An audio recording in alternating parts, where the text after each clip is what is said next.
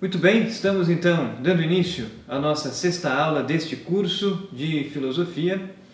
Nós estamos exatamente na metade do nosso curso e a partir de hoje vamos começar a estudar os filósofos do período clássico, os principais filósofos do período clássico e da antiguidade, Sócrates, Platão e Aristóteles. Então, nas 5 aulas que nos restam, contando com a de hoje, nós veremos o pensamento, a vida, a história, as obras destes principais filósofos gregos do período clássico da filosofia. Portanto, na aula de hoje, nós começaremos os estudos sobre Sócrates. Nós vamos, então, acompanhar o comentário do padre Iñaki Yarza em sua obra História da Filosofia Antiga. O comentário do padre Yarza sobre a vida, o pensamento e as obras de Sócrates é um comentário excelente, condensado, não é tão extenso, mas nos traz as ideias principais. Nós vamos ter então esse texto como fio condutor das nossas aulas e vamos completar então as reflexões do padre Yarza com os textos presentes na coleção dos Pensadores, no volume 2 da coleção dos Pensadores. Então, sobre Sócrates, nós temos alguns textos principais. Dentre eles, nós temos a Defesa de Sócrates, que foi escrita por Platão. Nós temos os Ditos e Feitos Memoráveis de Sócrates, que foi escrito por Xenofonte. Nós temos também de Xenofonte a Apologia de Sócrates e, por fim, nós temos de Aristófanes As Nuvens, que é, na verdade, uma peça de teatro que satiriza Sócrates. Então, Platão e Xenofonte, mais Platão do que Xenofonte, enaltecem a figura de Sócrates como um grande filósofo. Porém, Aristófanes muitas vezes ridiculariza Sócrates, discorda, portanto, mas nós temos um contraponto importante, já que Sócrates não escreveu nenhum livro, nenhuma obra, e então precisamos dos autores posteriores para tentar e nos arriscar a reconstituir então o pensamento socrático. Pois bem, no primeiro momento então, falemos um pouco sobre a vida, os dados biográficos de Sócrates. Vamos acompanhar então o início do capítulo 2 do livro História da Filosofia Antiga, do padre Iñaki Yarza. O capítulo 2 começa exatamente com a figura de Sócrates. Então, segundo os historiadores da filosofia, Sócrates teria nascido por volta do ano 479 antes de Cristo. Alguns historiadores colocam uma outra data para o nascimento de Sócrates. Alguns dizem que Sócrates teria nascido por volta do ano 470 ou 469. Assim, por exemplo, comenta e concorda Giovanni Reale. O padre Yarza, por sua vez, apresenta que alguns historiadores da filosofia dizem que Sócrates teria nascido por volta de 479, mas também outros afirmam que Sócrates teria nascido por volta do ano 471 a.C. Nós não temos como afirmar com certeza o nascimento de Sócrates, então a data gira em torno, a maior parte dos autores coloca como data de nascimento de Sócrates a data provável do ano 470 a.C. Sócrates nasce na cidade grega de Atenas, que é a capital da Grécia até hoje. Então, quem está com este mapa, que enviamos a vocês aulas passadas, pode ver então na legenda que os quadradinhos vermelhos representam os filósofos do período clássico. Então, Sócrates e Platão nasceram em Atenas. Aristóteles, por sua vez, nasceu em Estagira, na Macedônia, mas viveu boa parte de sua vida também em Atenas. Sócrates nasce em Atenas e vai viver em Atenas toda a sua vida. Só sairá da sua cidade para lutar nas guerras nas quais Atenas colaborou. Pois bem, se Sócrates nasceu então no ano 470, vamos admitir essa data, é mais certo, os autores estão de acordo em afirmar que Sócrates teria morrido no ano 399. Então, Sócrates teria morrido com aproximadamente 70, 71 anos de idade. Essa é a opinião do Padre Arza.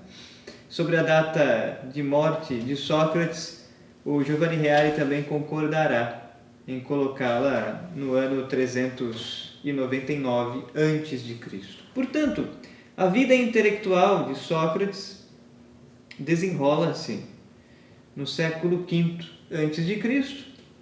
Sócrates foi contemporâneo do movimento sofista e estava muito próximo dos filósofos pré-socráticos, dos filósofos da physis, da natureza, como víamos até a aula passada.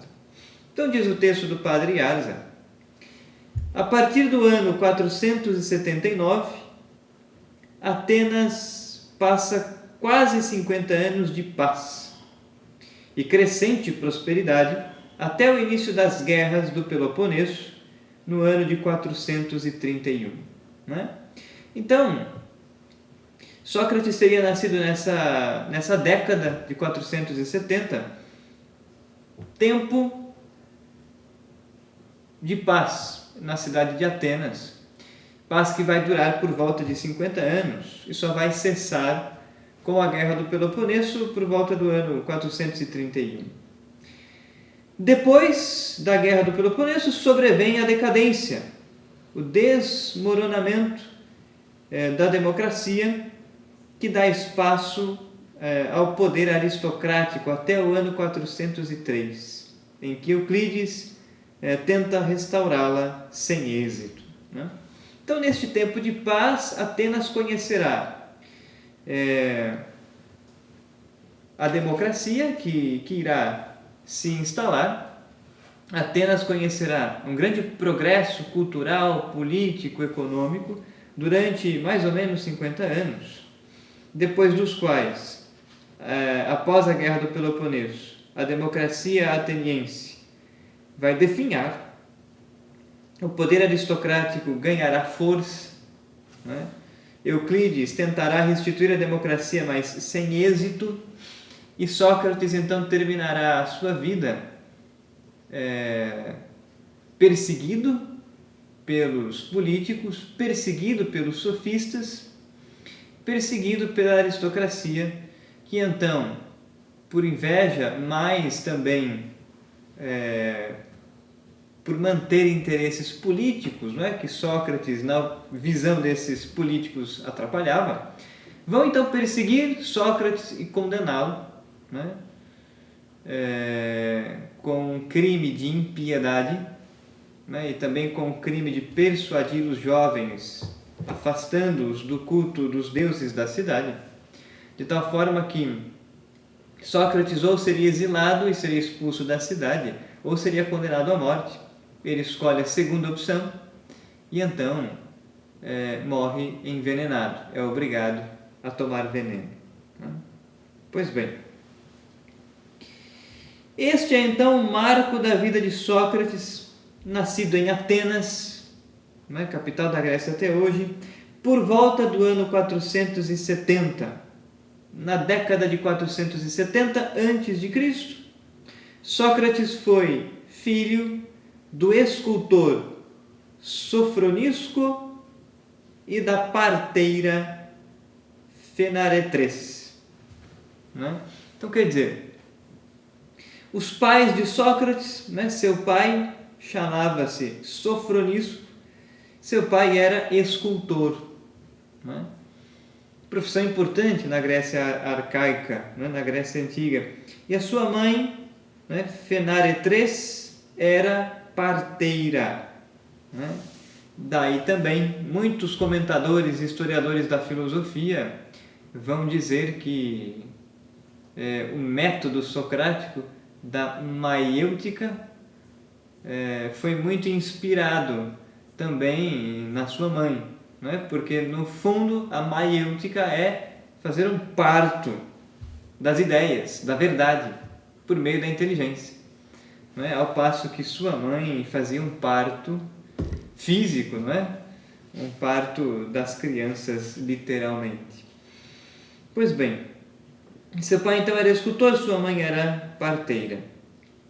A personalidade de Sócrates poderia ser reconstituída a partir dos numerosos traços de seu caráter, presentes em quase todos os diálogos platônicos, né? Porém, dois motivos nos induzem a não fazer. Platão, então, foi aluno, discípulo direto, talvez o mais brilhante discípulo e aluno de Sócrates. Platão, nos seus diálogos de juventude, nas suas obras de juventude são aquelas que foram escritas primeiro, né? Que se contrapõem então às obras de maturidade, que foram aquelas obras que os autores escreveram mais para o final de sua vida. Platão, nas obras, nos diálogos de juventude, escreve muito acerca de Sócrates. Porém, ao tecer elogios, Platão também coloca na boca de Sócrates, nos seus diálogos, muito da sua própria doutrina.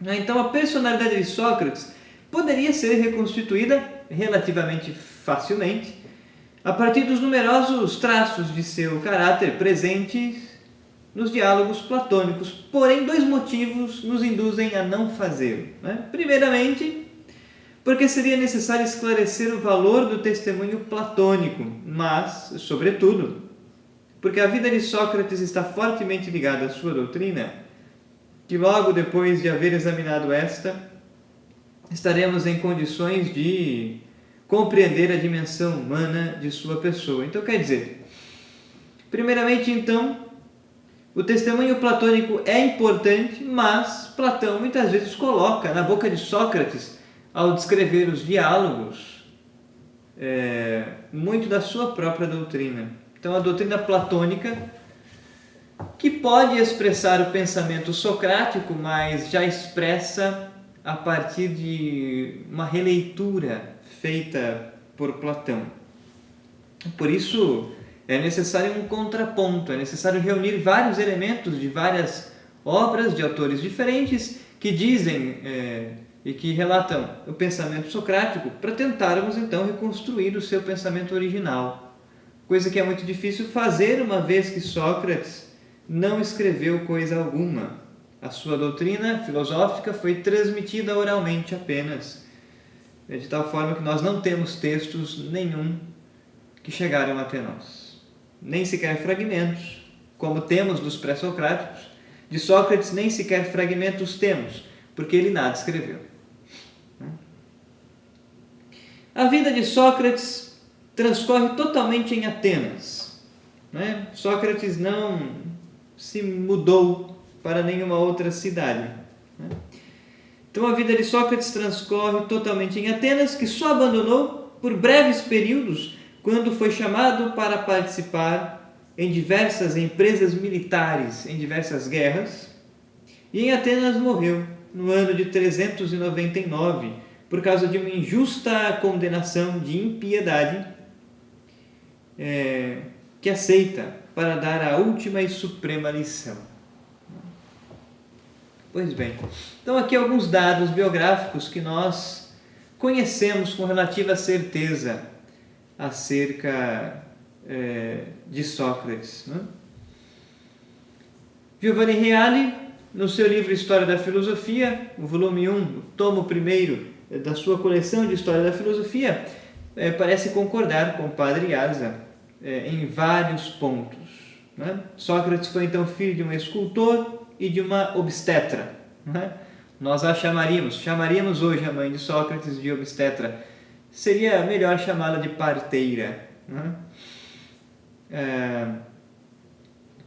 Sócrates vai completar o Giovanni Reale. Sócrates não fundou uma escola filosófica como outros filósofos e, portanto, realizava o seu ensinamento em locais públicos, como ginásios e praças. Né? Sócrates se reunia com as pessoas em qualquer lugar, nas casas, nas praças, nas ruas, nos ginásios, e ali então promovia um diálogo, um debate, a fim de encontrarem a verdade.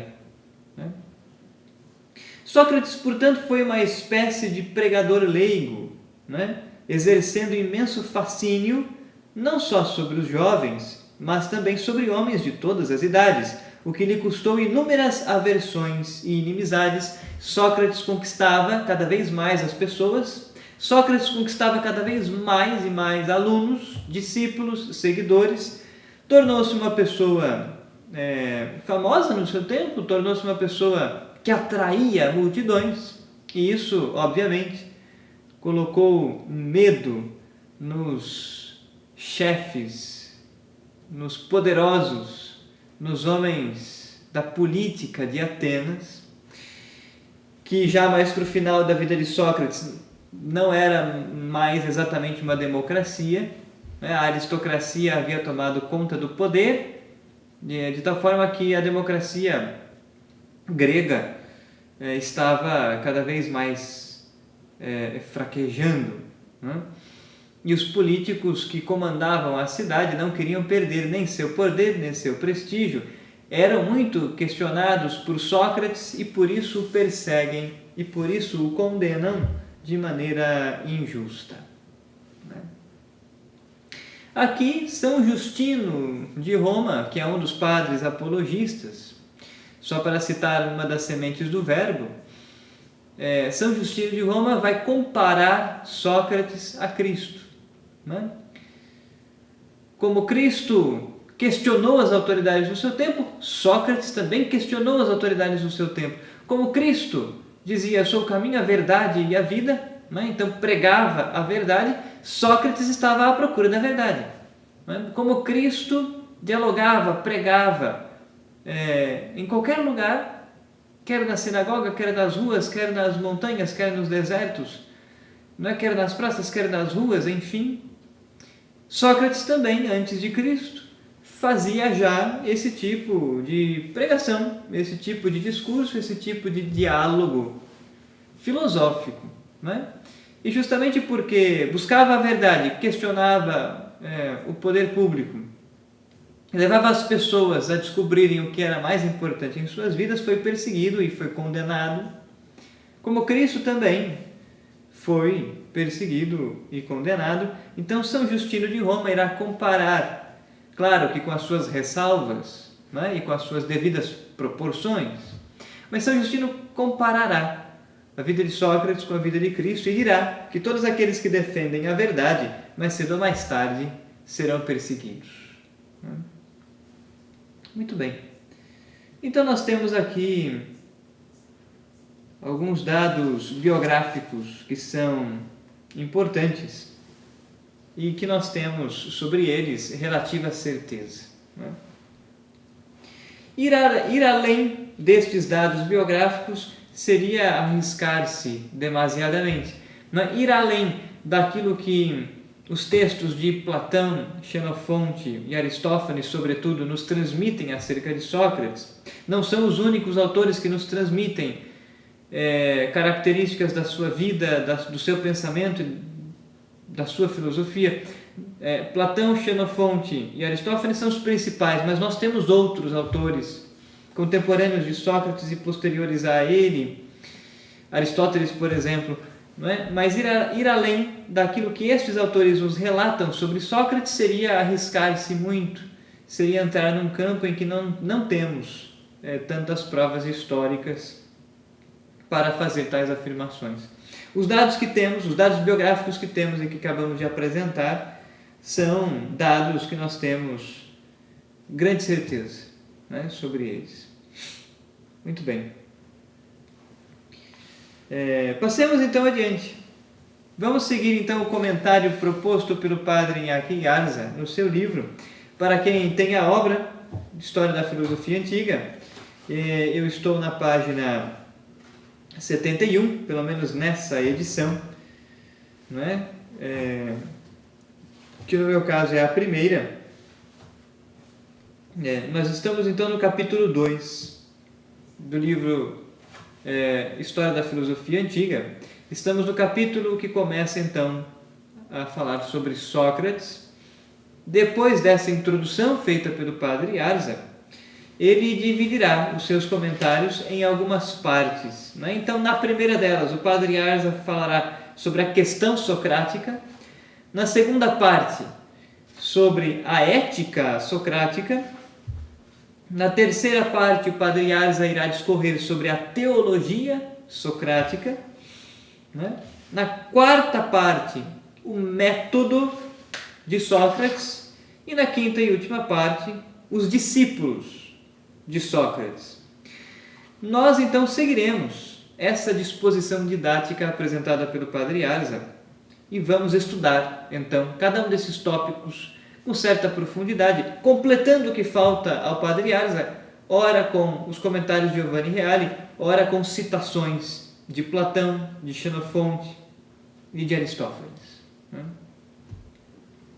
Muito bem, então os textos desses autores estão no volume 2 da coleção dos Pensadores. O volume 2 é exatamente o volume que estuda quem foi Sócrates e os seus feitos memoráveis. Na coleção dos Pensadores, então, nós temos os textos dos autores contemporâneos de Sócrates que nos relatam sobre ele. Iremos então recorrer a fragmentos desses textos. Lê-los na íntegra seria impossível, né, diante do tempo que temos, mas vamos recolher alguns fragmentos interessantes, importantes, para jogar luzes então ao nosso estudo, que começará hoje e seguirá na próxima aula. Pois bem, vamos então nos colocar diante do primeiro tópico dos nossos estudos socráticos. E então o primeiro tópico tem este título: a questão socrática. Qual é o problema filosófico que Sócrates irá se ocupar durante a sua vida inteira? Já para adiantar algumas coisas, antes de lermos o texto do padre Garza, o Giovanni Reale nos traz alguns dados importantes sobre a questão socrática, ou seja, qual é o problema filosófico principal de Sócrates. Sócrates desloca, então, o problema filosófico da causa primeira, do primeiro princípio de todas as coisas, que era a questão, o problema filosófico principal dos pré-socráticos, dos filósofos naturalistas, os filósofos da physis, os filósofos físicos. Sócrates desloca o principal problema filosófico e o fundamento da filosofia dessa área da cosmologia para a área da ética, moral e antropologia. Sócrates tem como problema filosófico principal quem é o homem, como ele pode alcançar a vida feliz, como ele pode possuir a verdade. Então Sócrates desloca o problema filosófico da cosmologia para a antropologia, para a ética, como devemos viver, o que é uma vida virtuosa e uma vida viciosa. Essa é a principal questão filosófica para Sócrates. Então Giovanni Reale dirá no seu livro, os naturalistas, os pré-socráticos, os filósofos físicos, os filósofos da physis, os naturalistas, procuravam responder a seguinte questão: o que é a natureza ou a realidade última das coisas? Sócrates, ao contrário, procura responder à questão: o que é a natureza ou realidade última do homem? Ou seja, qual é a essência do homem? A resposta é finalmente precisa e inequívoca: o homem é a sua alma. enquanto é precisamente sua alma que o distingue especificamente de qualquer outra coisa. Então, com Sócrates nós temos uma profunda investigação sobre o que é o homem, a sua substância, a sua natureza, quem é o homem, a sua identidade, a sua personalidade, como ele deve viver para encontrar a vida feliz. Então, o caminho ético e moral. Sócrates desloca, então, o problema filosófico para esta área,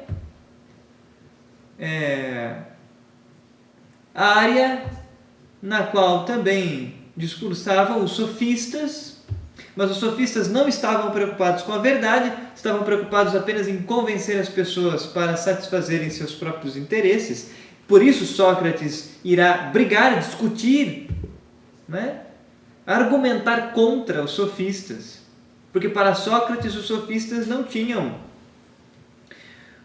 uma finalidade, um fim último bom. Para Sócrates os sofistas tinham como fim último o egoísmo, a busca dos seus próprios interesses, o convencer pelo convencer, o convencer para crescer em fama, em poder, em riquezas. Sócrates não procurava nenhuma dessas coisas. Sócrates procurava conduzir as pessoas pelo caminho da verdade a fim de encontrarem então a vida feliz. Pois bem, então nós temos no período socrático esse deslocamento do problema filosófico, da questão socrática. O padre Arza, por sua vez, dirá o seguinte: Sócrates nada escreveu. A reconstrução de seu pensamento deve fazer-se, portanto, em função dos testemunhos que sobre ele nos chegaram. Então isso também é importante, para que possamos estabelecer bem o problema da filosofia de Sócrates. Nós precisamos de fontes seguras. Sabemos que Sócrates nada escreveu, então nós não temos fontes primárias. Ou seja, nós não temos textos, não temos fragmentos escritos ou ditados, pelo menos, por Sócrates, que expressem, manifestem o seu pensamento, a sua doutrina, a sua reflexão. Não temos.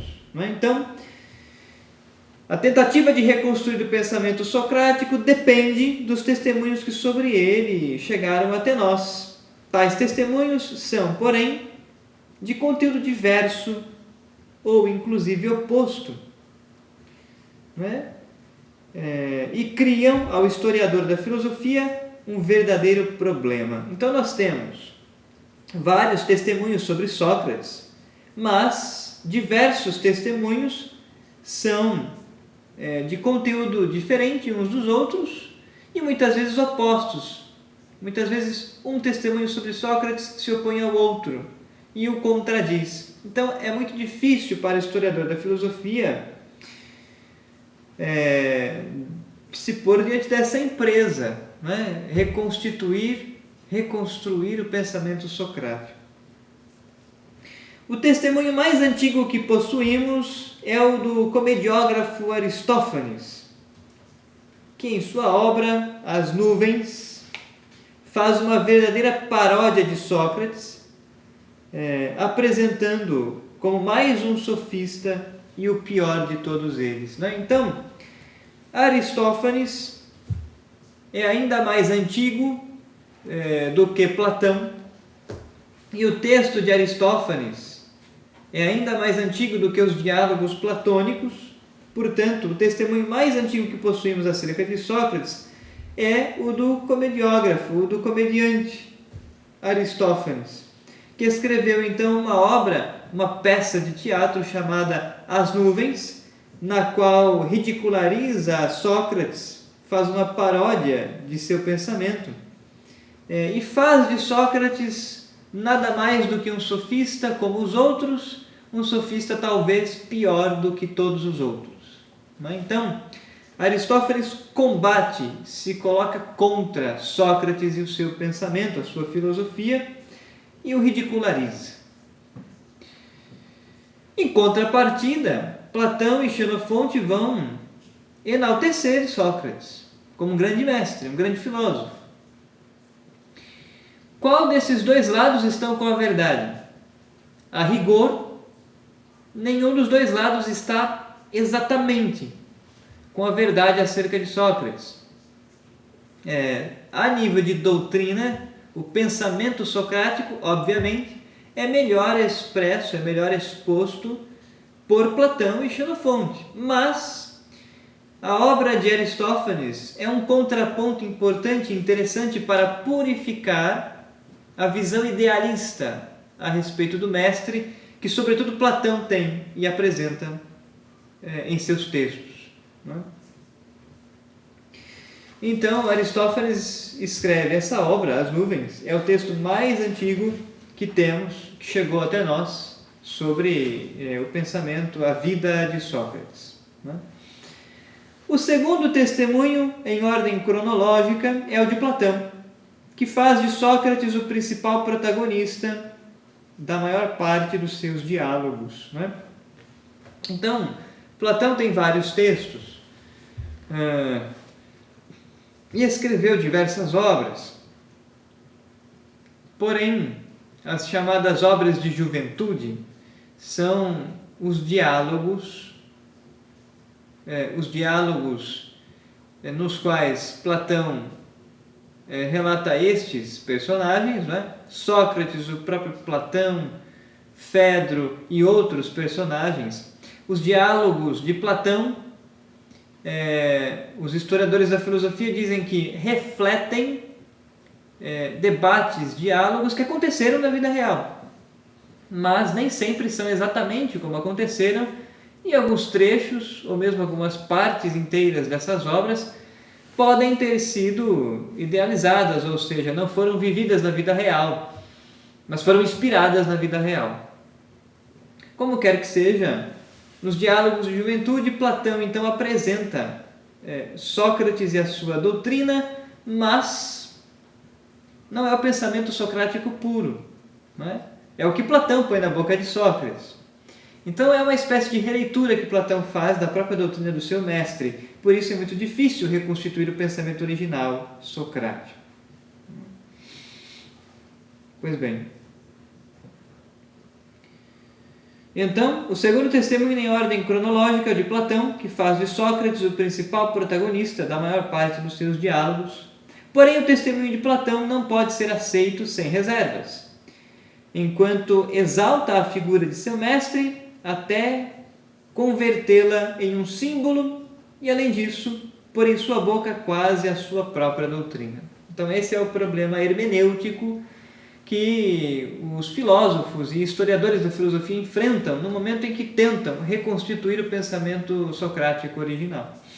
Xenofonte, com seus ditos memoráveis de Sócrates, constitui a terceira fonte mais antiga sobre o pensamento socrático, né? Neste caso, a atendibilidade do seu patrimônio se vê debilitada, né? Por seu claro fim apologético e pelo breve contato pessoal que teve com Sócrates. Então, Platão conviveu um bom tempo com Sócrates, o conheceu, e o conheceu com certa profundidade. Xenofonte conheceu Sócrates e conviveu com Sócrates, mas por um tempo muito menor do que Platão, né? E Xenofonte se propõe a fazer uma apologia, uma defesa de Sócrates. Então é possível que também o seu texto esteja, aspas, viciado, né? Porque tenderia a não escrever acerca dos pontos fracos da filosofia socrática e tenderia a exaltá-lo, também como fez, sobretudo, Platão. Então, temos que fazer essas ressalvas no momento em que estudamos e queremos reconstituir o pensamento de Sócrates. Aristóteles, sem ter conhecido Sócrates, transmite alguns testemunhos considerados até agora de grande importância. Não obstante, suas indicações devem escutar-se tendo em conta que, como é seu costume, fala de Sócrates desde sua própria e peculiar perspectiva filosófica. Então, também Aristóteles falará de Sócrates, mas falará daquilo que entendeu de Sócrates. Então, o pensamento de Sócrates exposto por Aristóteles também é, aspas, viciado, não é? Porque Aristóteles entende Sócrates a partir da sua visão de mundo pessoal, a partir da sua filosofia. Então, ficam as dúvidas se podemos ou não podemos obter de Platão, Xenofonte, Aristóteles um pensamento socrático puro, sem um viés, né? Sem uma espécie de reinterpretação ou releitura do pensamento original. Muito bem. Por último, também temos que ter em conta o testemunho dos socráticos menores, embora em muitos casos seja parcial e distorcido. Então nós temos alguns socráticos ditos menores. São alguns autores que escreveram também acerca de Sócrates, não é? Então nós temos, por exemplo, Antístenes, que é um dos socráticos menores, Aristipo e a escola cirenaica, Euclides, né? Fedro, se é que esse personagem do diálogo platônico realmente existiu no mundo real. Muitos críticos da história da filosofia dizem que sim, né? E dentre outros que poderíamos citar, são chamados socráticos menores, que nos deixaram pequenos textos e que chegaram até nós fragmentos acerca do pensamento e da vida de Sócrates. Com estes pressupostos, fica claro que toda reconstrução do pensamento socrático é arriscada e nunca poderá evitar resultar em maior ou menor grau hipotética, já que as fontes em que necessariamente deve fundamentar-se não são senão reinterpretações. Não é? Então esse é o problema. É muito difícil reconstruir, então, o pensamento socrático original. Essa é uma tarefa arriscada, que em maior ou menor grau sempre resultará em hipotética ou provável e nunca obteremos a certeza de que realmente Sócrates pensava assim. Né? É provável que Sócrates pensava como esses autores o relatam, né? Mas certeza absoluta nunca teremos. Né? Qual destas fontes merece melhor credibilidade? A resposta mais prudente parece aquela que não outorga a nenhuma delas um posto privilegiado, mas que sabe servir-se de todas, confrontando-as entre si, uma vez que busca neste testemunho a realidade filosófica pós-socrática, quer dizer, em todas aquelas novidades que aparecem no pensamento de seus discípulos e contemporâneos, sua confirmação. Então, quer dizer, não devemos privilegiar uma dessas fontes em detrimento das outras. Devemos, outrossim, tê-las todas no mesmo patamar. Né? Devemos nos servir de todas estas fontes, as que são a favor e contra o pensamento de Sócrates, e devemos confrontá-las entre si, né, para que desta forma nós possamos, por meio de critérios hermenêuticos, né, tentar restabelecer pelo menos os problemas filosóficos com os quais Sócrates se preocupava. Né? Pois bem, eis aqui então o problema da questão socrática. Não é? Quais eram então os principais problemas em torno dos quais Sócrates construiu a sua filosofia, e também o cuidado que devemos ter acerca das fontes, quando lidamos com essas fontes sobre o pensamento de Sócrates. Muito bem. Este é então o tópico primeiro dos nossos estudos. Passemos ao tópico segundo agora. Né? O segundo tópico apresentado pelo padre Yarza versa sobre a ética socrática. Então este é o título do tópico número 2, a ética socrática. Devemos primeiro fazer um esforço para entender o que Sócrates entendia por ética, né? A ética na antiguidade e mesmo na antiguidade tardia, a ética, portanto, no período clássico e também no período helenístico, colocava-se diante do seguinte problema filosófico: como podemos adquirir a vida feliz? O que é a vida feliz? O que é a felicidade? E qual é o sumo bem que pode nos dar a felicidade? Essas características estarão presentes nos autores clássicos, não só em Sócrates, como também em Platão, como também em Aristóteles, que escreve a Ética Nicomaqueia, ou a Ética Nicômaco, mas estará presente também nos autores do período helenístico, nas escolas filosóficas do helenismo, escolas filosóficas que são, por exemplo, o cinismo, o estoicismo, o epicurismo, o neoplatonismo, os acadêmicos, a filosofia cristã nascente, a patrística. A ética é uma área filosófica que todas essas escolas buscará dar respostas, né? A ética se propõe, então, este problema filosófico: qual é o sumo bem cuja posse pode nos dar a vida feliz? O que é a felicidade? Qual é o caminho para chegar a ela? A ética socrática também procurará responder a estas questões, né? Muito bem, escreve então Padre Arza sobre isso. Os testemunhos que possuímos estão de acordo em qualificar como ética a filosofia de Sócrates. Então, por mais que os historiadores da filosofia esclareçam que Sócrates, em um primeiro momento da sua vida, estudou por um tempo a natureza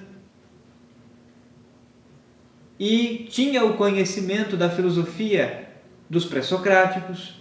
Sócrates tinha conhecimento da filosofia, não é? De Parmênides, de Heráclito de Éfeso, de Tales de Mileto, desses principais autores anteriores a ele, que estudamos até a aula passada. Sócrates conhecia a filosofia, a doutrina filosófica destes autores, mas discordava de todos eles, não é? Sócrates dizia que eles se colocavam em contradição um com o outro, de tal forma que não fazia o menor sentido o texto e também o pensamento desses autores, né? Portanto, ele abandona a investigação da natureza e logo depois Sócrates entra em contato com os sofistas e os problemas propostos pelos sofistas, mas não respondidos pelos sofistas, segundo a verdade, não é? Mas os sofistas já se propuseram pensar e refletir acerca de quem é o homem, qual é o caminho que pode nos dar a felicidade, como organizar a vida política. São problemas que os sofistas já traziam, né? Então, os pioneiros que fizeram esse deslocamento do problema filosófico da cosmologia para a antropologia e a ética foram os sofistas. Mas é Sócrates quem fará propriamente uma filosofia acerca da ética. Os sofistas não construíram um pensamento filosófico sobre quem é o homem ou a ética, o que pode dar a vida feliz ao homem. Os sofistas não fizeram uma antropologia e uma ética filosófica. Os sofistas, novamente repetimos, estavam preocupados apenas em convencer, né? Sócrates é então pioneiro no sentido filosófico, né? Se coloca diante desses problemas e busca respostas racionais para eles, né? Então, os testemunhos que possuímos de todos esses autores contemporâneos de Sócrates estão de acordo em qualificar, em classificar a sua filosofia como ética, assinalando que não discutia sobre a natureza do universo como a maior parte dos outros. E isto não constitui uma novidade, né? O fato de Sócrates preocupar-se, né, sobre a ética não é exatamente uma novidade quanto ao tema a ser abordado, o problema filosófico proposto. Este problema já havia aparecido antes de Sócrates no movimento sofista, mas é Sócrates o primeiro que buscará dar a esse problema uma resposta racional. Muito bem. Então, o problema filosófico da ética e da antropologia não era exatamente uma novidade, mas a continuação da perspectiva inaugurada pelos sofistas. Sócrates, como eles, deve ter rejeitado a investigação naturalista como consequência das fortes contradições que se depreendiam das teorias dos filósofos físicos ou filósofos da natureza. Então, Sócrates os conheceu. Sócrates conheceu o pensamento dos filósofos naturalistas, dos físicos, daqueles que nós hoje chamamos de pré-socráticos. É óbvio que Sócrates não os chamava de pré-socráticos, Sócrates conhecia então o pensamento desses autores anteriores a ele, mas rejeitou o pensamento desses filósofos anteriores, como o movimento sofista também já havia feito. Os sofistas também rejeitavam toda a construção e todo o pensamento filosófico dos naturalistas, dos filósofos físicos. Pois bem. Então, Sócrates, como sofistas, deve ter rejeitado a investigação naturalista como consequência das fortes contradições que se depreendiam das teorias dos filósofos da natureza. Isto, porém, não quer dizer que em uma primeira época, em um primeiro momento, não se dedicasse a tal tipo de investigação. Porque Sócrates rejeitou o pensamento dos filósofos naturalistas, não quer dizer que Sócrates nunca tenha pensado nesse problema filosófico. Pensou, mas deslocou a reflexão filosófica e racional para outro tema, outro problema. E mais, tudo parece indicar que a filosofia de Sócrates começou a ser ética somente em um segundo período de sua vida, depois de haver se dedicado ao estudo da natureza. Seu ensinamento, porém, só teve como objetivo questões éticas. Então, Sócrates se estudou numa primeira fase da sua vida a natureza e perguntou-se sobre a causa primeira, como fizeram os pré-socráticos. É certo que Sócrates abandonou esta área da filosofia e então deslocou o problema filosófico da cosmologia para a ética e a antropologia, e Sócrates apenas ensinou, o ensinamento socrático está apenas nessa área da filosofia, apenas na ética. Sócrates não transmitiu conhecimentos acerca da filosofia da natureza. Alguns afirmam que escolheu assim não fazer. Outros afirmam que Sócrates não transmitiu nenhum conhecimento acerca da filosofia da natureza porque não a estudou. Então, alguns argumentos que Sócrates estudou e outros não, em uma primeira fase de sua vida. Mas é certo, e nisso todos estão de acordo, que Sócrates não ensinou nada para os seus discípulos sobre a physis, sobre a natureza e a causa primeira. A preocupação socrática está, portanto, centrada na ética. Pois bem, os sofistas, como vimos, iniciaram o caminho da filosofia moral, mas não encontrando nenhum fundamento em que apoiar-se, terminaram por defender uma ética cética, utilitarista e pragmática. Então, os sofistas também eram pessoas preocupadas com o problema ético, pessoas preocupadas com o caminho para alcançar a vida feliz, mas não encontrando fundamento para apoiar-se, escolhem um caminho autoritário, e escolhem um caminho de defender uma ética cética, sem crenças, inclusive nos deuses, e uma ética cética significa que não há verdade. Isso é o ceticismo.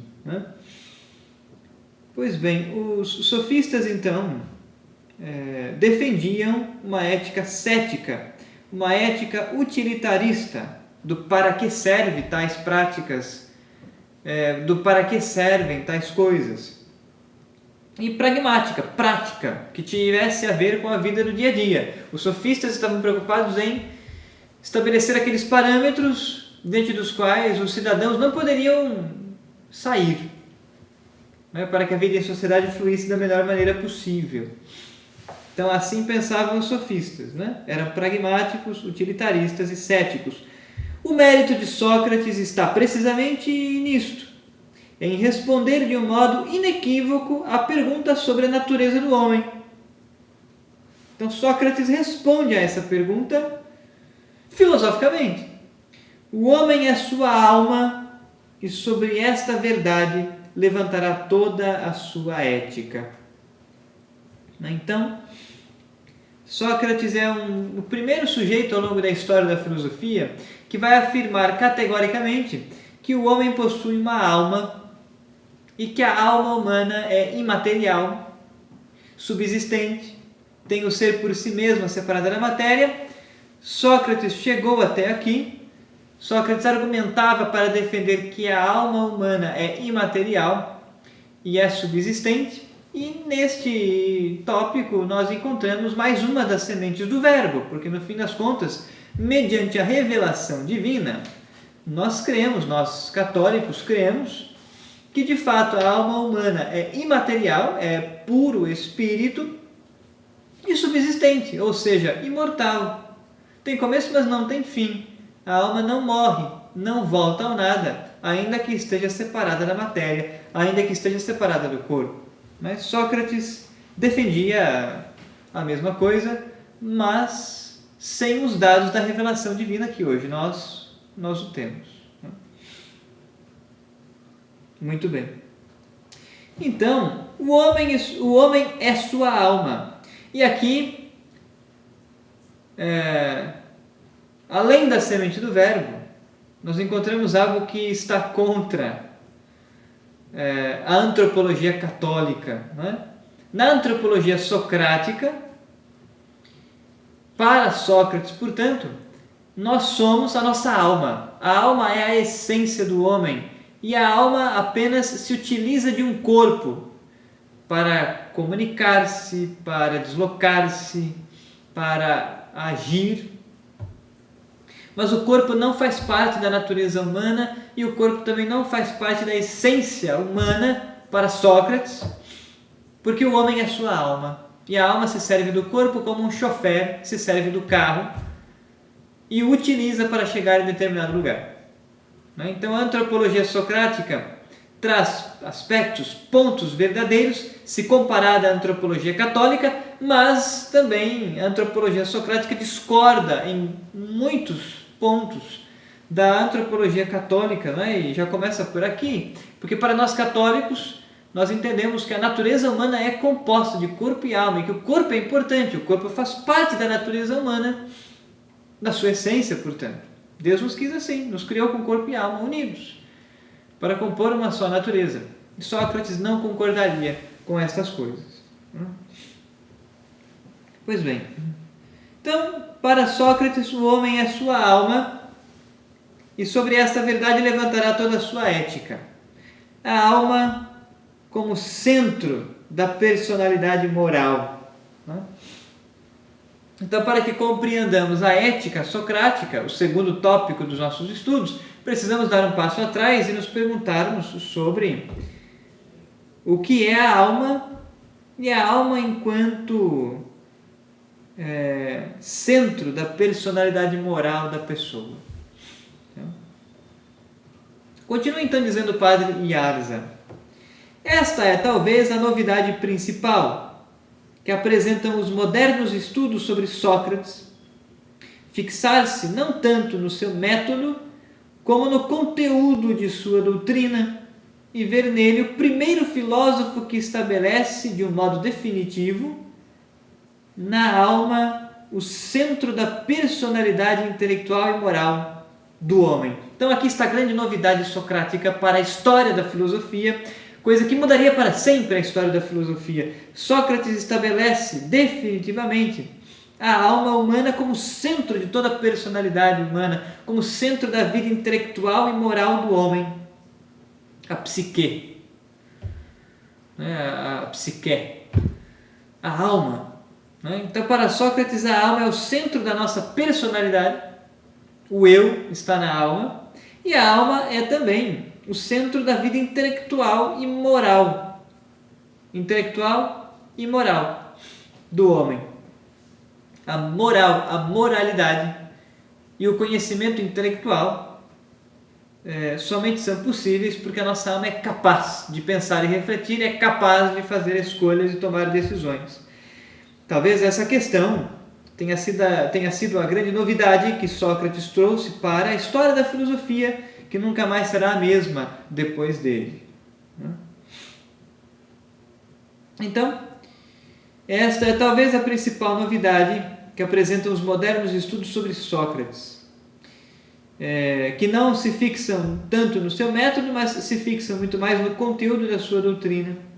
Ele estabelece, então, de maneira definitiva a alma como centro da personalidade intelectual e moral do homem.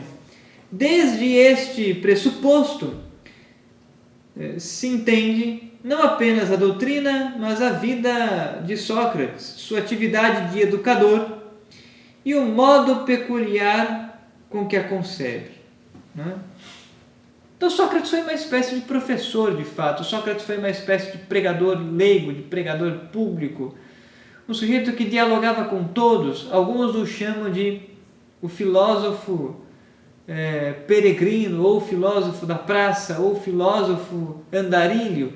Alguns usam essa expressão para se referir a Sócrates, porque ele estava preocupado em dialogar com o máximo de pessoas possíveis para arrancá-las da ignorância, fazê-las descobrir a verdade, fazendo antes descobrir, com que elas descobrissem quem elas são. A antropologia, portanto.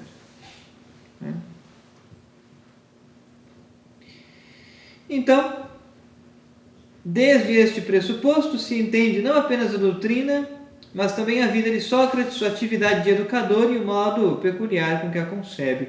Os testemunhos neste sentido são também unânimes. Sócrates se apresenta diante dos jovens atenienses como um educador, como um professor, mas não como um sofista. Seu único interesse é ensinar os homens a conhecer-se, a descobrir o posto privilegiado que neles tem a alma, sua consciência e cuidar dela. Então, o que mais Sócrates deseja, o que Sócrates mais quer, é ensinar, sobretudo aos jovens, mas a todos, a importância da sua alma. Sócrates queria ensinar-lhes a conhecerem-se, a conhecer-se, conhecer a sua alma, conhecer a sua consciência e cuidar da sua alma, cuidar da sua consciência. Então, são as bases e fundamentos da ética na antiguidade. Aqui, então, nesse momento, o padre Yarza faz uma citação do livro Apologia de Sócrates, escrito por Platão. É o parágrafo 29d e. Então, esses textos platônicos são divididos em capítulos,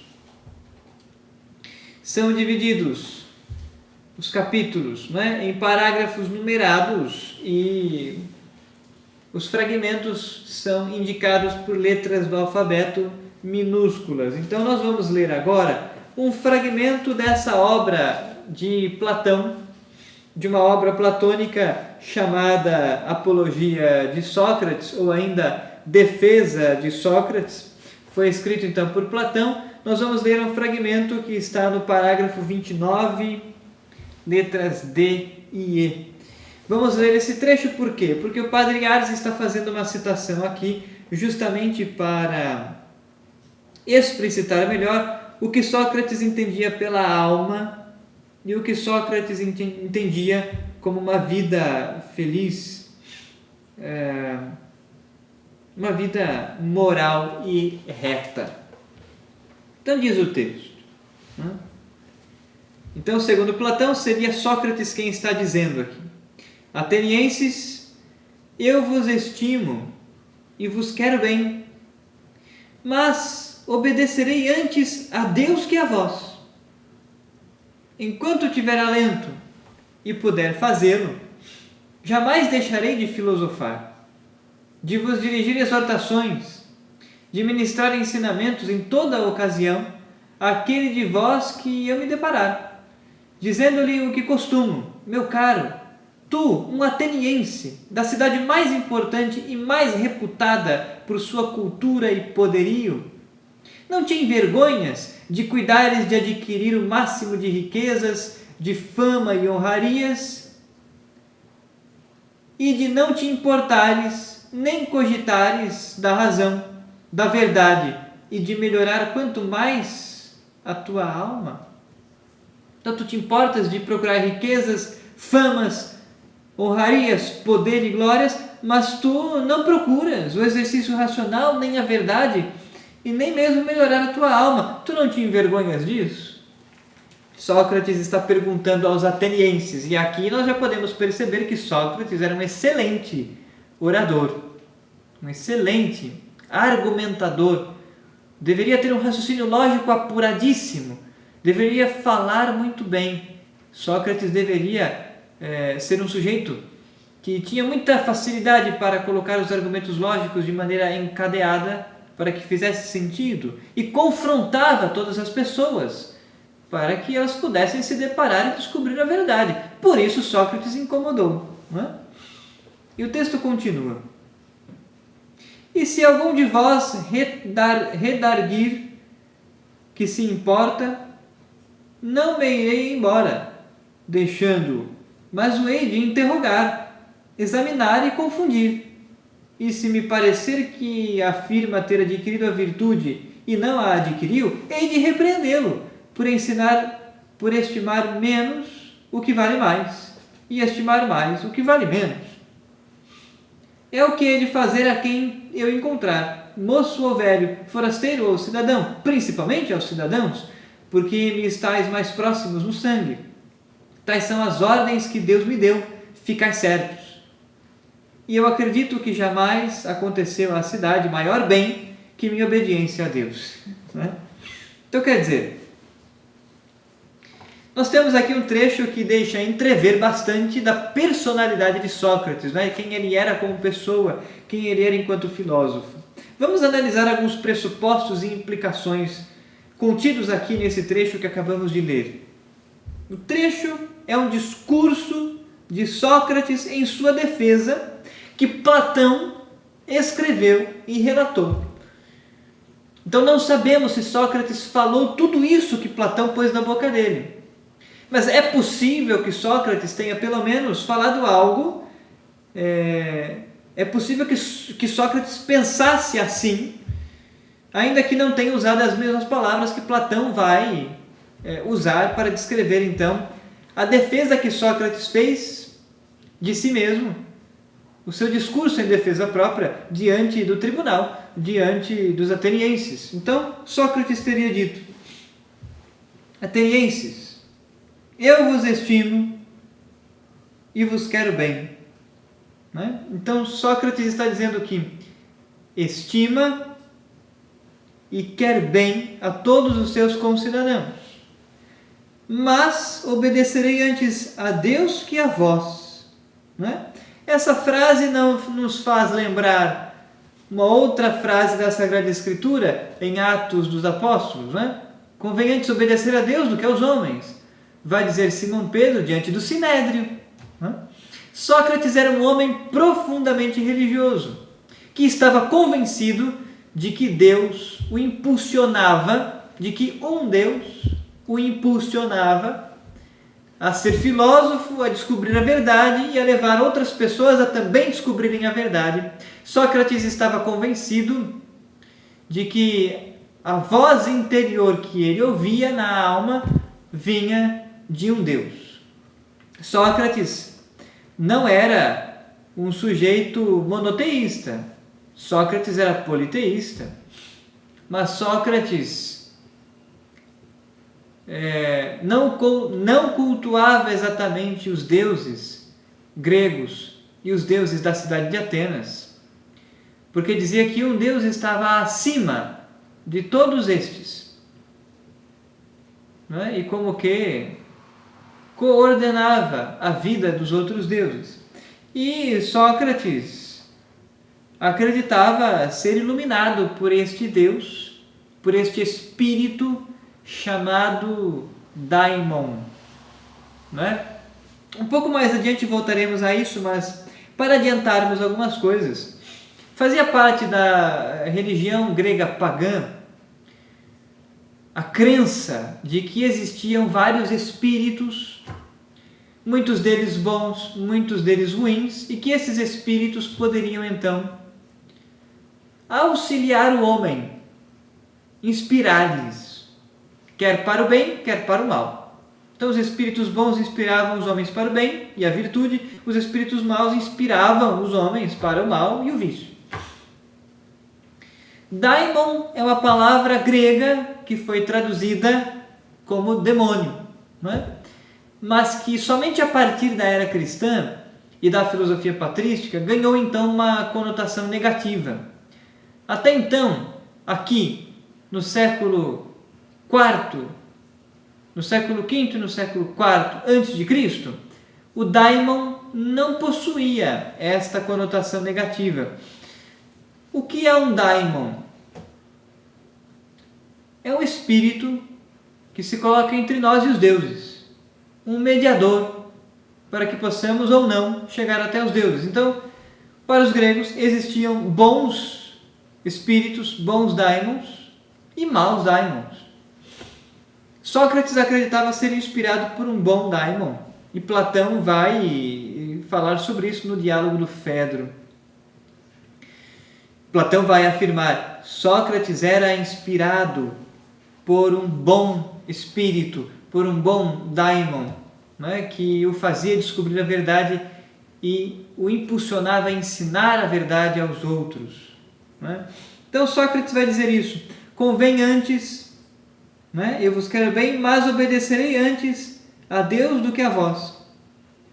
Há um Deus que está acima de todos os outros, um espírito que está acima de todos os outros deuses, e que então seria esse mediador entre os homens e o divino, e Sócrates acreditava ser inspirado por este. E ele vai dizer então, por mais que ele estime os atenienses, por mais que ele tenha apreço pelos seus concidadãos, ele vai antes obedecer a Deus e o divino do que os homens, ainda que ele seja condenado. Não? Portanto, era um homem convicto. Enquanto tiver alento e puder fazê-lo, jamais deixarei de filosofar e de vos dirigir exortações. Então, os aristocratas, que tinham modificado a estrutura democrática de Atenas e que tinham estabelecido uma espécie de autoritarismo, os aristocráticos quiseram impor a Sócrates a punição de não mais filosofar. Ele estava proibido de ensinar, estava proibido de dialogar, estava proibido de discursar, estava proibido de filosofar. E Sócrates vai dizer: não farei, né? Enquanto tiver alento e puder fazê-lo, jamais deixarei de filosofar. E não só isso, jamais deixarei de vos dirigir exortações, de ministrar ensinamentos em toda ocasião àqueles com os quais me deparar. Né? Então Sócrates está dizendo em sua defesa que não vai obedecer aos políticos, aos juízes, aos governantes aristocratas, que vai obedecer antes a Deus do que a estes. Né? E Sócrates afirma que continuará dizendo a todos o que costumo: meu caro, tu, um ateniense, da cidade mais importante e mais reputada por sua cultura e poderio, não te envergonhas de cuidares de adquirir o máximo de riquezas, de fama e de honrarias, e não te importares no uso do exercício racional, não te importares com a busca da verdade Não te importares em melhorar quanto mais a tua alma? Não te envergonhas desta postura? Então Sócrates confrontava não apenas os sofistas, não apenas os aristocratas, mas Sócrates confrontava todos os homens que buscavam mais a riqueza, a fama e as honrarias do que a verdade e o aperfeiçoamento interior da alma. Para Sócrates, o mais importante era a busca da verdade. Para Sócrates, o mais importante era o exercício racional e filosófico. O mais importante era melhorar, progredir na vida interior da alma. Melhorar o quanto mais a nossa alma por meio da aquisição do conhecimento.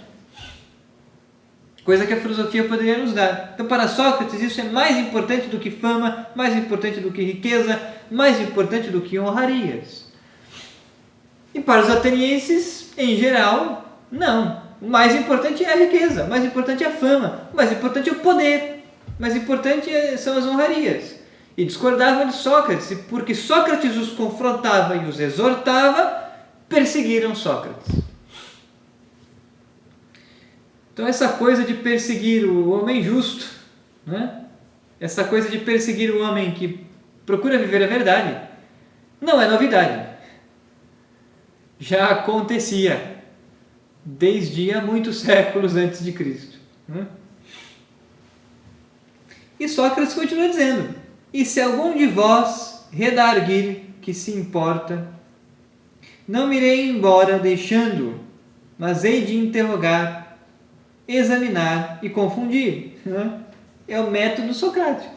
Interrogar, examinar, confundir, confrontar, argumentar. E se me parecer que afirma ter adquirido a virtude e não a adquiriu, hei de repreendê-lo, por estimar menos o que vale mais, e por estimar mais o que vale menos. Então Sócrates queria constatar se as pessoas tinham mesmo ou não uma vida virtuosa, e se não tinham, Sócrates os repreendia, os exortava a buscar a virtude. E buscar a virtude onde ela realmente estava. Qual é a virtude para Sócrates?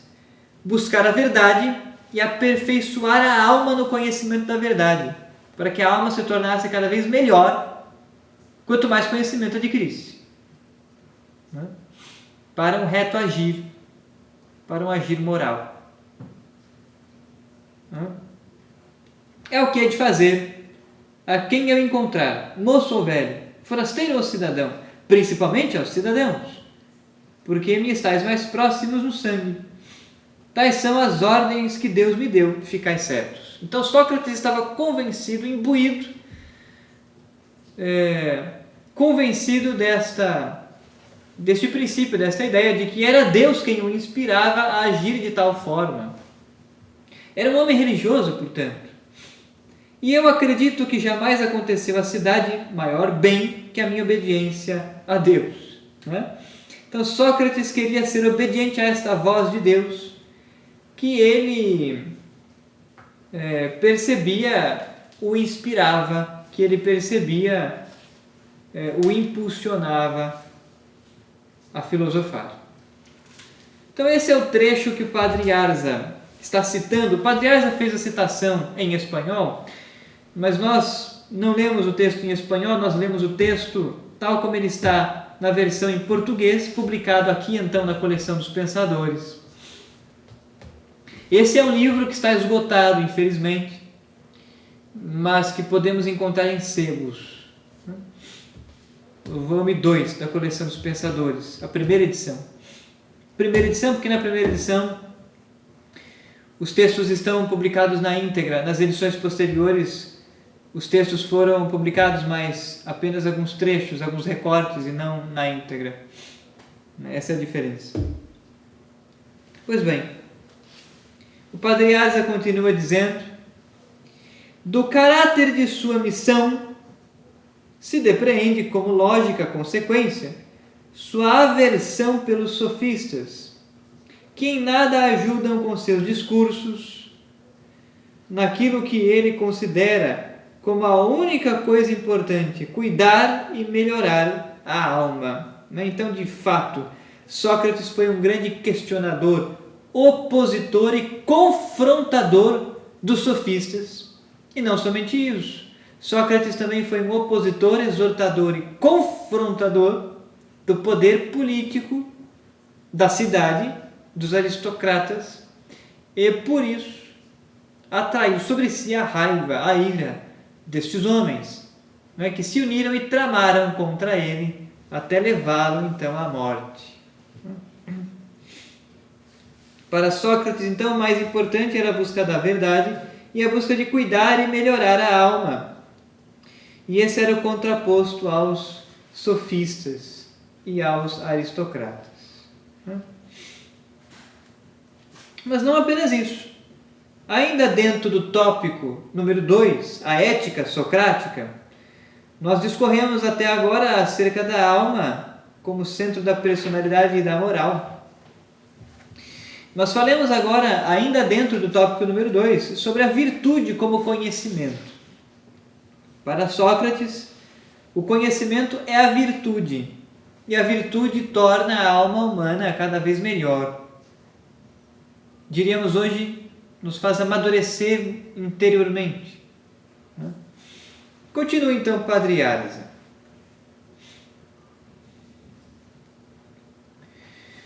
Também desde sua concepção de alma, se entende a virtude socrática identificada com a ciência, com o conhecimento que permite ao homem fazer boa a sua alma, alcançar seu próprio fim e, portanto, ser feliz.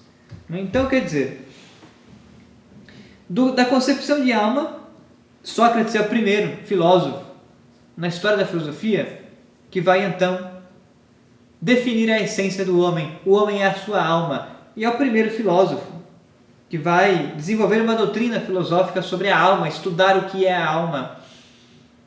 E vai afirmar que a alma, então, é puro espírito, espiritual, subsistente.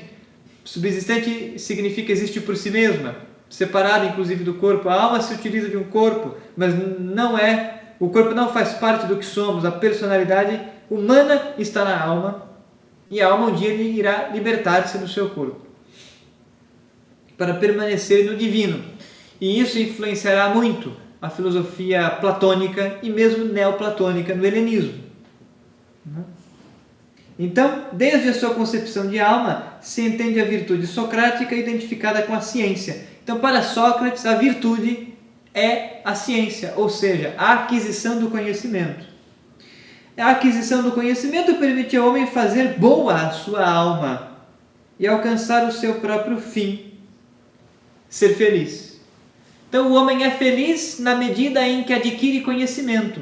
O homem é feliz na medida em que utiliza a capacidade racional de sua alma para filosofar e adquirir a sabedoria. E então o homem é feliz.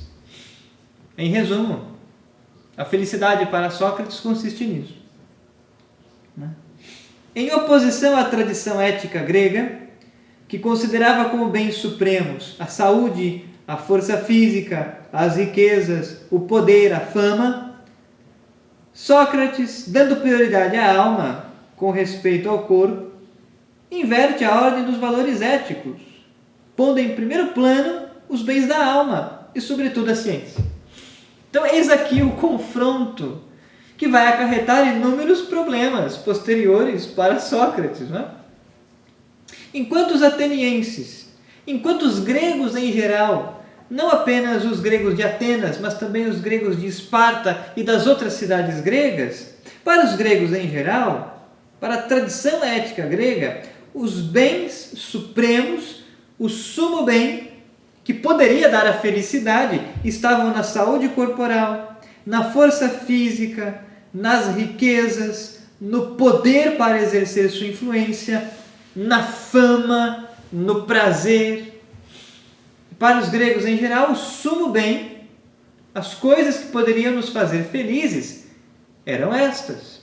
Sócrates discorda radicalmente, diametralmente oposto é a opinião de Sócrates sobre aquilo que é mais importante.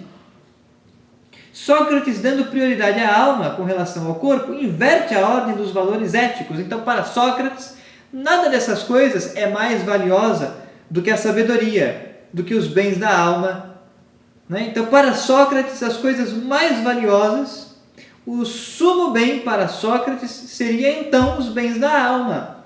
Quais? A ciência, o conhecimento, a sabedoria, o exercício racional e a virtude. Essas coisas são para Sócrates os bens maiores, os bens principais, que devemos buscar primeiro, em detrimento dos outros, e assim nossa alma se aperfeiçoaria e poderíamos alcançar a vida feliz. Percebemos então que a ética socrática vai influenciar toda a ética da filosofia clássica e da filosofia helenística e perpassar os séculos até chegar na filosofia cristã. Não é? Influenciar as escolas filosóficas posteriores, sobretudo no campo da ética. Não é?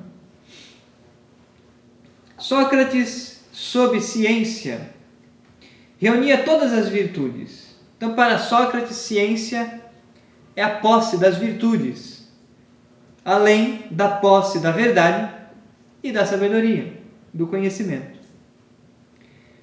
Então, para Sócrates, a ciência poderia nos dar as virtudes, e a ignorância reagrupava para si todos os vícios. Então, a origem das virtudes para Sócrates está na ciência, no conhecimento e na sabedoria. O homem sábio é o homem que adquiriu conhecimento e vive as virtudes. Em contrapartida, para Sócrates, a ignorância é a raiz de todos os vícios. Então, os homens viciosos são aqueles que não filosofam, não usam a capacidade racional para crescer no conhecimento e na sabedoria, permanecem na ignorância, e a ignorância é a mãe, a fonte, a raiz de todos os vícios. Né? Muito bem. Isso quem vai nos dizer sobre o pensamento socrático é Aristóteles, na sua Ética a Nicômaco, quando cita, então, o pensamento socrático. A ciência é o que permite agir bem, e a ignorância a causa do mal moral. Deste modo, à primeira vista, Sócrates cairia em um grave intelectualismo.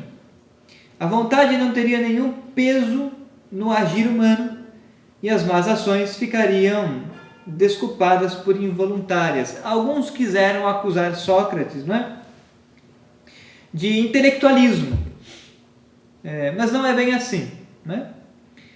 Sem absorver inteiramente o intelectualismo, sem absolver inteiramente o intelectualismo socrático, cabe suavizá-lo com algumas explicações que o fazem menos paradoxal. De um lado, quando Sócrates identifica a virtude com a ciência, não entende por ciência qualquer tipo de conhecimento, senão o mais alto. A sabedoria, né? A ciência do que é o homem, sua alma, e a ciência do que, em consequência, lhe é bom e conveniente, os bens da alma. Né? Então, para Sócrates, a vida virtuosa está diretamente dependente da ciência, mas não qualquer ciência, a ciência em máximo grau. Qual é a ciência em máximo grau? O conhecimento de quem é o homem, sua alma, e o conhecimento do que convém ao homem, os bens da alma.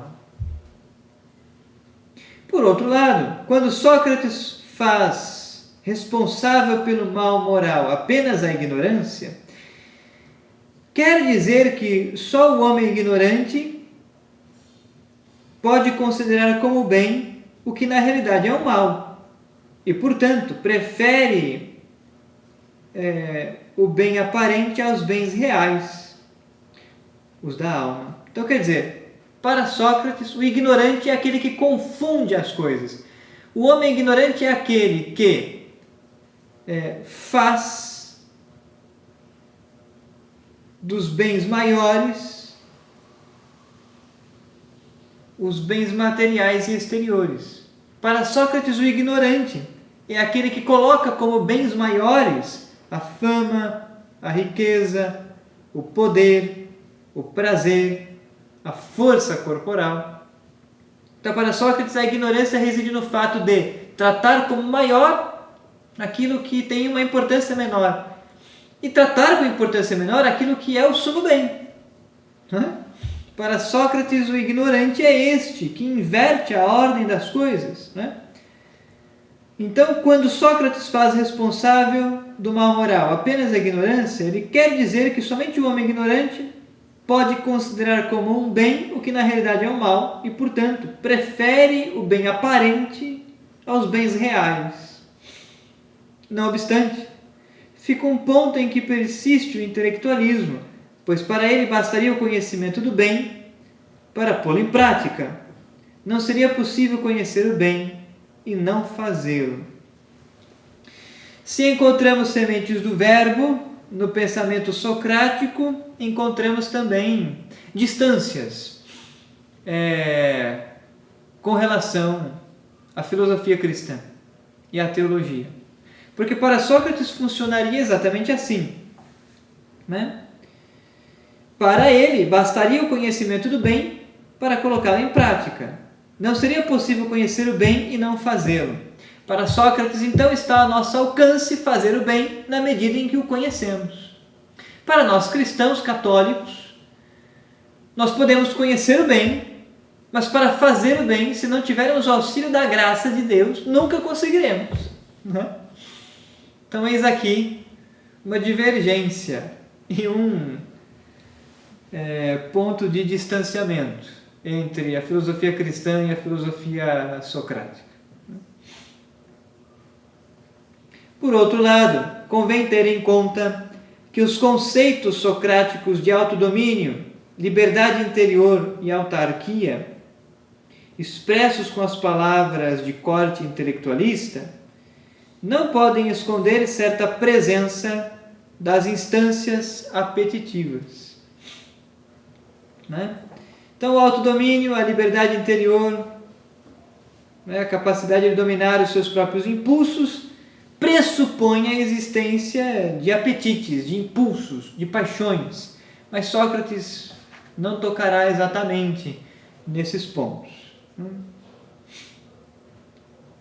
O autodomínio, em crateia, significa senhorio da alma sobre o corpo, domínio da razão sobre os instintos. Um domínio que dá ao homem a liberdade interior, uma liberdade da razão, que impõe seus próprios princípios à irracionalidade corporal. Então, Sócrates é um dualista. O que queremos dizer com dualista? A alma é mais importante do que o corpo. O eu interior, a nossa personalidade, o que somos, é a alma. E o corpo não faz parte do que somos. A alma usa do corpo para ter experiência dos sentidos, para locomover-se, para conhecer o mundo material. Mas a alma apenas usa do corpo e o corpo não faz parte da essência da alma. O corpo é ruim e nos arrasta para os vícios. A alma é boa e deseja por natureza o conhecimento da sabedoria mais elevada. Sócrates é dualista.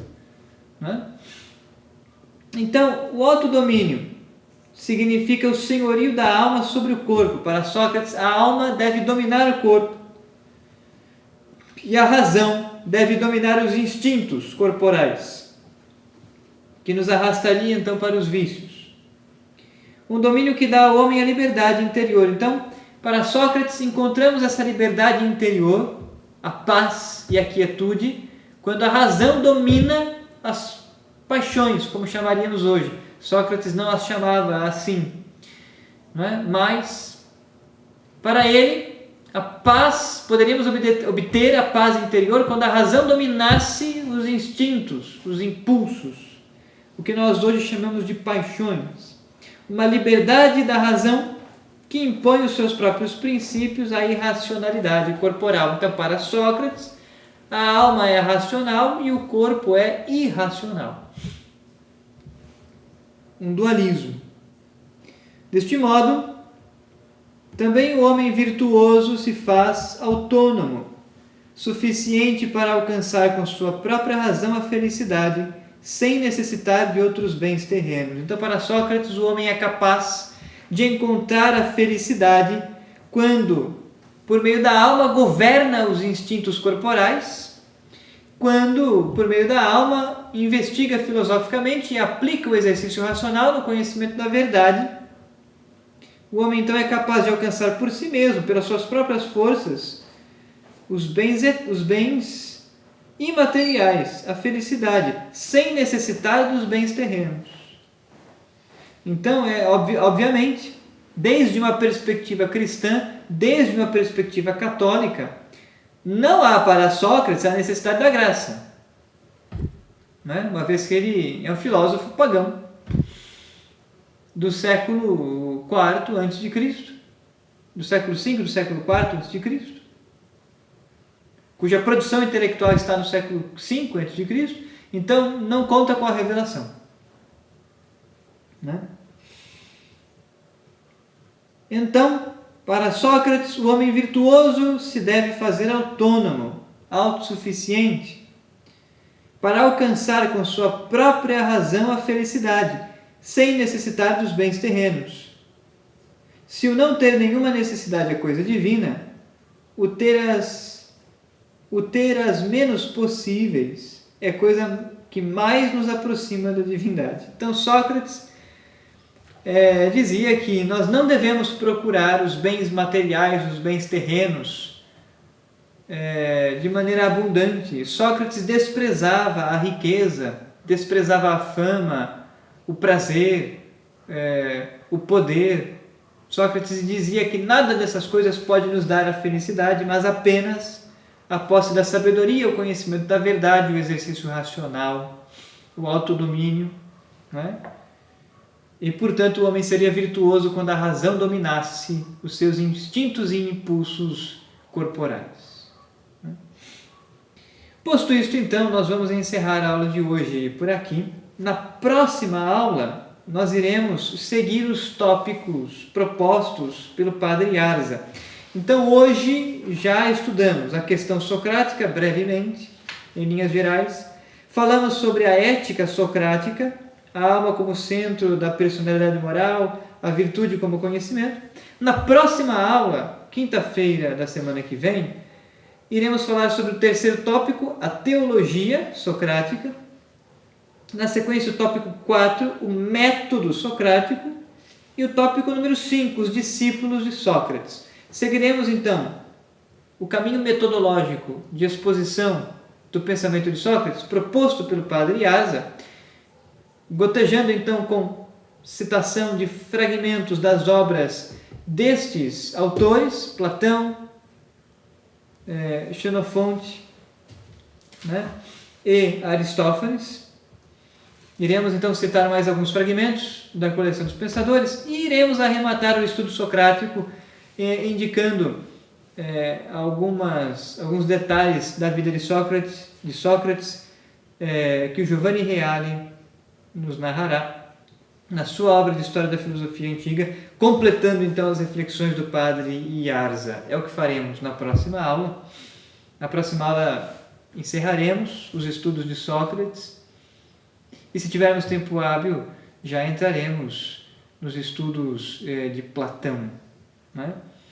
Senão, a próxima aula também será dedicada a Sócrates. Muito bem. É isso então. Quero agradecer a todos vocês que nos acompanharam ao vivo por meio do canal Defensor Fidei. Sempre uma alegria tê-los conosco. Agradecer a todos os que assistem então à aula gravada. Quero então desejar a vocês uma boa semana e até a próxima.